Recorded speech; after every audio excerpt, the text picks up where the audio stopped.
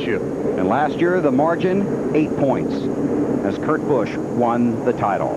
Pace car to pit road. Carl Edwards brings them to the green flag. The Ford 400, the championship race, is underway.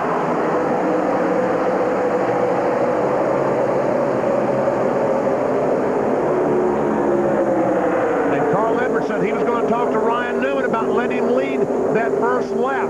So far, it's looking good to get those 5 bonus points for the 99.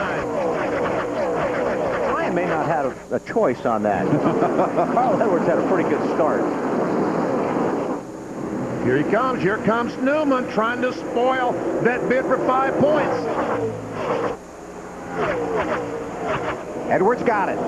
5 bonus points for Carl Edwards, one of the 4 championship contenders. Now Ryan Newman to the front.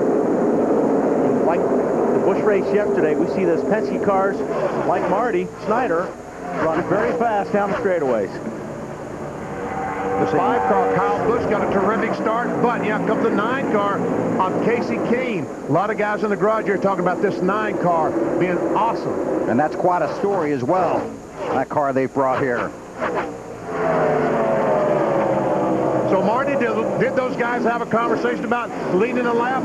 BP, they did have a conversation, and actually Ryan told Carl that he needed the 5 points too. So they worked out a deal that Carl would lead the first lap, then Ryan would go by. Well, that's what happened. And now it's up to Carl to catch Ryan, but it doesn't look like that's going to work very well. And everybody else. Ryan Newman, 6th in the championship standings. Nemechek in the 0-1 car, way up high. Tony Stewart started 20th, up to 16th. Alan Bestwick.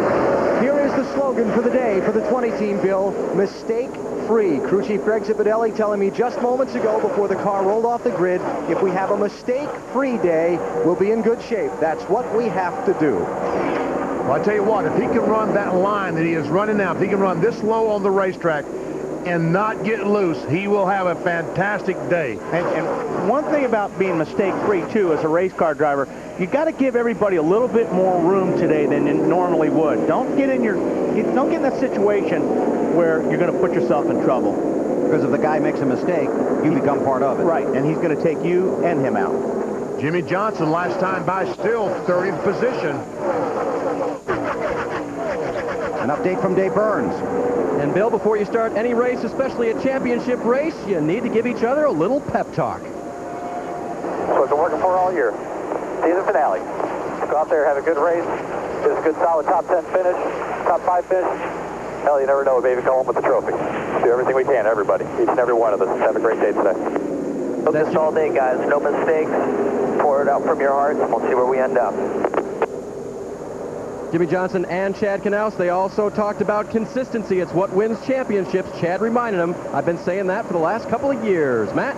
Greg Biffle working the bottom, trying to take over that 5th position from Casey Mears. Now he's on the high side. Now, Greg told me that after almost winning the Busch race last night, the biggest thing he learned was this track did not tighten up at all. They were so surprised the track remained free most of the night. They went into this race with that knowledge they feel like will be a big advantage for later on tonight. Casey Mears trying to get that spot back, and Jeff Gordon's going to try to give him a little bit of a push, but pulls back high. These teams rolled in here on Friday thinking this track was going to be a tight racetrack and will get tighter as the weekend went along, and at some point on Friday, it just had a total character change, and it's been a very loose racetrack ever since. And again, that's what they were talking about last night. As the temperature cools off, as the track cools off, usually they get more grip, and the cars do tighten up. But sometimes the front grips even better, and that makes the car looser. Alan? BP, what was that word you just used, starting with L? Loose.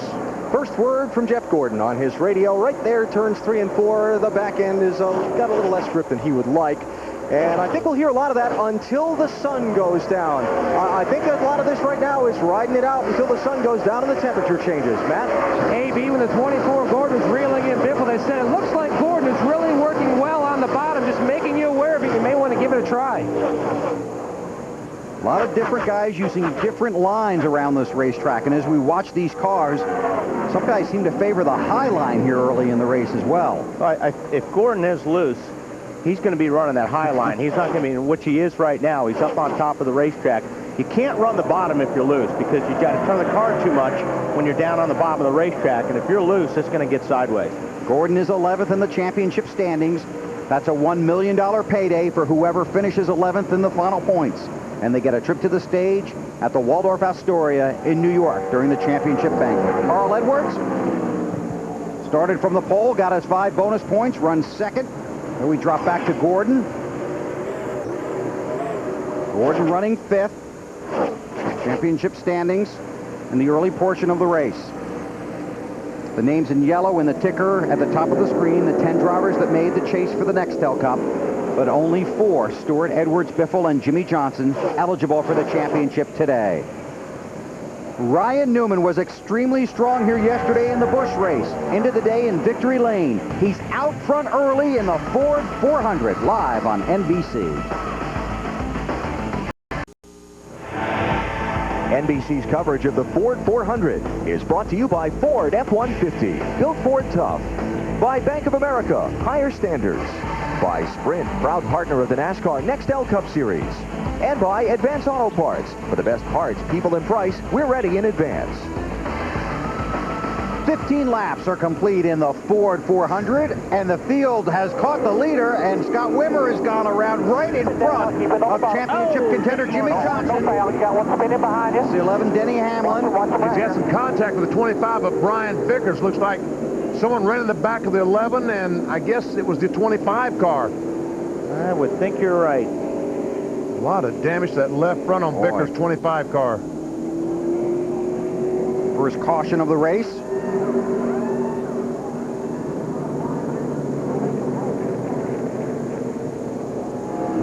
Let's watch what happened here. There's a 22, and look who's right behind him, Johnson in the 48. That's what I was talking about, that low groove. It's hard to run down there and not spin out. And Jimmy, where do I go? Oh, man, that was close. I guess the other two just got caught up slowing down. Vickers and Hamlin. 22 car just got loose. Right about there, Jimmy Johnson thinks his championship chances might be gone. Got lucky.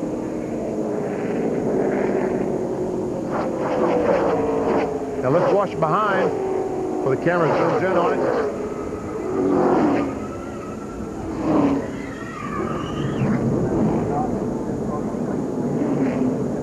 On board with Rusty Wallace in the Miller Lite Dodge. In front of you. Slow down. Good job. They're all so lucky that 22 car did not come back across the racetrack. There's the access road that leads to pit road, and everybody's coming. Tighten up their cars, I would probably guess. And speaking of tight, this is a very tight pit road. There is an outside wall. There is nowhere to hide when these guys come charging out of their pit stall and head for the pit exit. Ryan Newman, Carl Edwards, Kyle Busch, Casey Kane, Jeff Gordon, the top 5. Let's go down to Matt. Bill, the 2 fastest cars on the last runner before the caution, the 24 Gordon, especially the 16 of Biffle. His car, a little loose on entry and tight on exit. They're going to fix it. You can see their wedge wrench already in the back window, and they're going to shuffle the air pressures on the left side. Let's hit the triples, starting with Dave Burns. And Jimmy Johnson narrowly misses Scott Wimmer. They're going to make a track bar and air pressure adjustment to help Jimmy Johnson's loose race car. Coming to his pit stall now, that he hits perfectly. Alan. 4-tire stop for Tony Stewart. His front end is the one that's lacking grip. A little tight on the exit of the corners. They're going to try and adjust that and send him on his way. Marty? Carl Edwards on the top of your screen says this car is actually tight. Quarter round out of the right rear in wedge. Also pound out of both left side tires, trying to loosen that car up just a little bit. A lot of traffic on pit road, but the guy's doing a good job getting off clean. Dave Blaney with pit strategy. Check out the rear tire carrier on Tony Stewart's Jody Bortson. Tire comes off, he slams it on. Todd Foster tightens the tire, comes around, grabs that left rear. Todd Foster takes it off, Jody slams it on. That's how you make those great pit stops.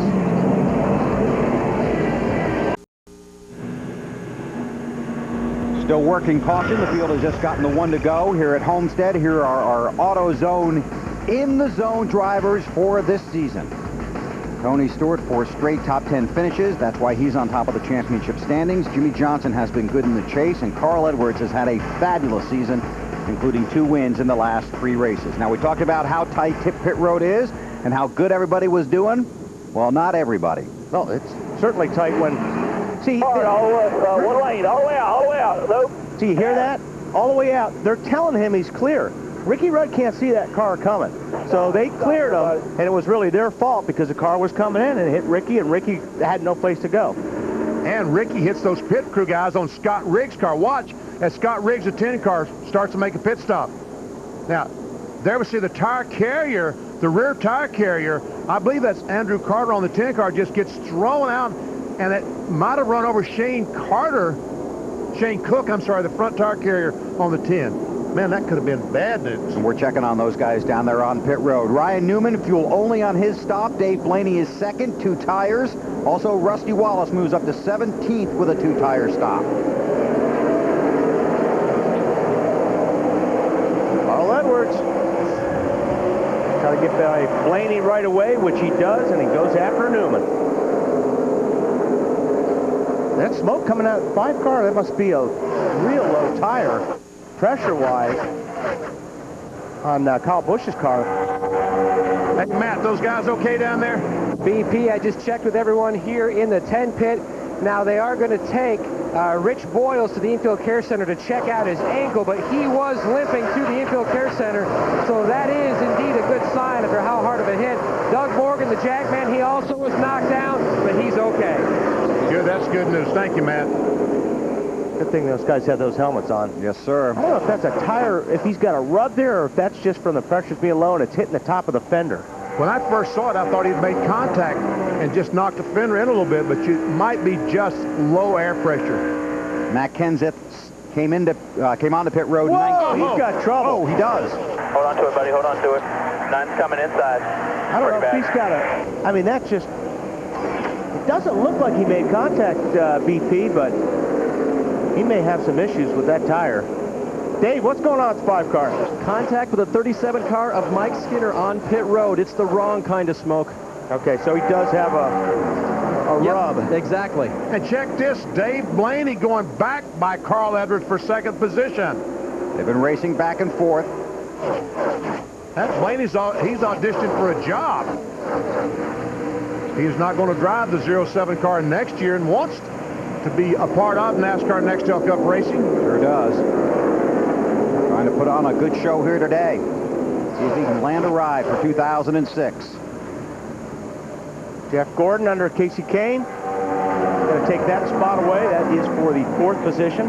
Gordon's car looks pretty strong here early. Oh, we got a lead. Wow, Blaney is going for it. I'm telling you.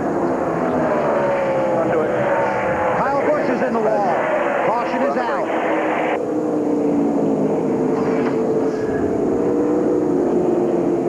Real loose there, KB. The winner last week. Now let's see if that left front, right front's flat for sure. But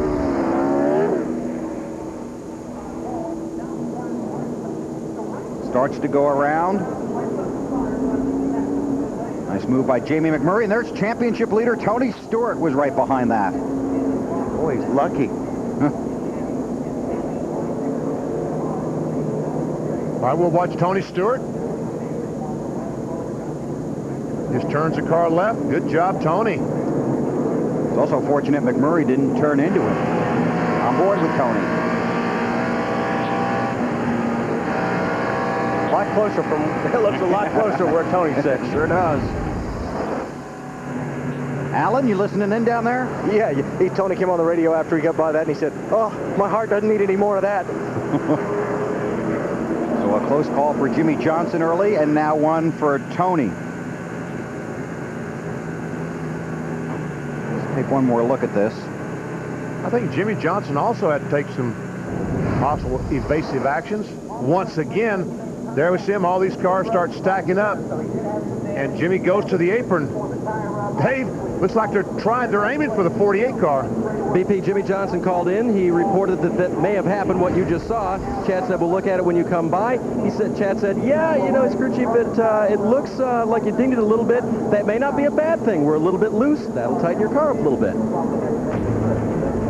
second caution of the day here in the Ford 400. Ryan Newman up front trying to hold off Dave Blaney.